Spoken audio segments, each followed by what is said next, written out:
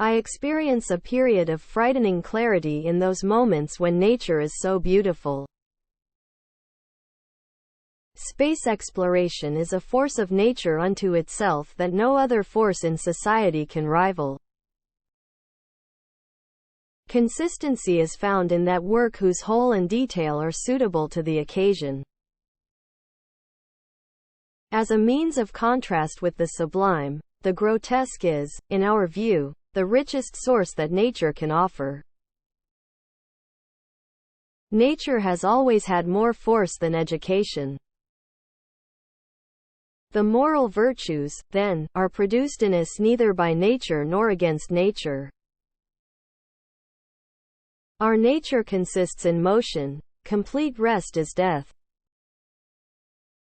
Man can never be a woman's equal in the spirit of selfless service with which nature has endowed her.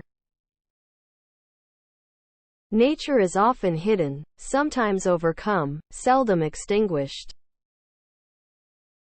The missing link in cosmology is the nature of dark matter and dark energy.